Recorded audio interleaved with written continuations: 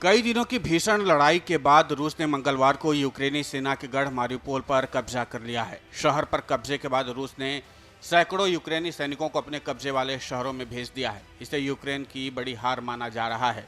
साथ ही महीनों से चल रहे युद्ध की समाप्ति की उम्मीद भी लगाई जा रही है। लंबे समय से रूस की भीषण बमबारी का सामना कर रहे मारिउपोल अब लगभग मलबे में तब्दील हो चुका है। यूक्रेन का दावा है कि शहर के हजारों लोग इस युद्ध में मारे गए हैं। इस बीच जर्मनी के चांसलर ओलाफ शुल्ज ने यूक्रेन के राष्ट्रपति वोलोदिमीर जेलेंस्की से फोन पर बात की है और वहां के सैन्य और मानवीय स्थिति की जानकारी ली है। रूस ने मारिउपोल में 250 से ज्यादा यूक्रेनी सैनिकों द्वारा समर्पण किए जाने का दावा किया है। दूसरी तरफ यूक्रेनी सेना के जनरल स्टाफ ने एक बयान में कहा कि मारिउपोल का गढ़ अपने युद्ध अभियान को पूरा कर चुका है। शीर्ष सैन्य नेतृत्व ने यूनिट कमांडरों को सैनिकों के जीवन की रक्षा का आदेश दिया है। उपरक्षा मंत्री अन्ना मल्यार ने बताया कि 53 घायल सैनिकों को रूस के कब्जे वाले नोवोअज़ोव्स्क जबकि 211 लोगों को रूस समर्थित ओलेनेविका ले जाया गया है। इनकी रूसी सैनिकों के साथ अदला बदली होगी। यूक्रेनी सेना ने कहा कि स्टील प्लांट में करीब 600 सैनिक मौजूद थे। वहीं राष्ट्रपति जेलेंस्की ने एक संबोधन में कहा कि हमें उम्मीद है कि हम अपने योद्धाओं को बचाने में कामयाब होंगे। उनमें से कई गंभीर रूप से घायल हैं जिनकी देखभाल की जा रही है। यूक्रेन अपने नायकों को जीवित रखना चाहता है। इस बीच पश्चिमी सैन्य सूत्रों ने कहा है कि पुतिन इस युद्ध में काफी गहरे संलिप्त हो चुके हैं। किसी कर्नल या ब्रिगेडियर की तरह अभियान और युद्ध तकनीकी के संबंध में निर्णय ले रहे हैं।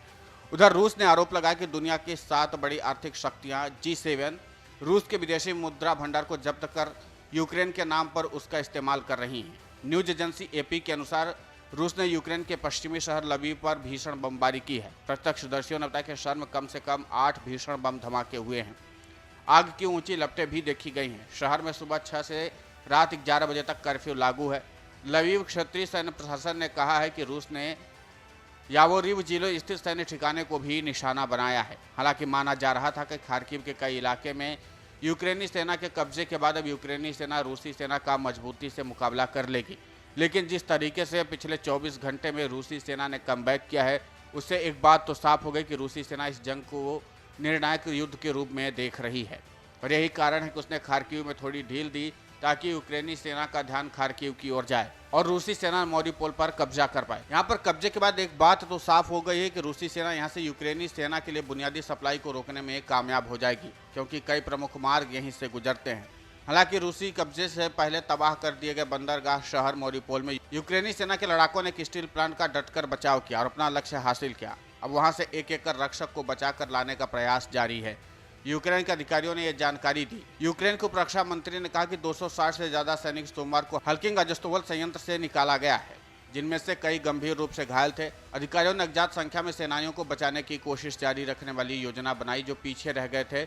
यूक्रेन के राष्ट्रपति वोलोदिमीर जेलेंस्की ने कहा कि लोगों को घर लाने का काम जारी है और इसके लिए संवेदनशीलता और समय की आवश्यकता है। अब यह माना जा रहा है कि अगर रूसी सेना के मारिउपोल पर कब्जे के बाद यूक्रेन की सप्लाई चेन प्रभावित हो जाएगी, जिसके कारण यूक्रेन अपने आप कमजोर पड़ने लगेगा और इसी का इंतजार रूसी सेना कर रही थी। Video desk अमरउजाला.com।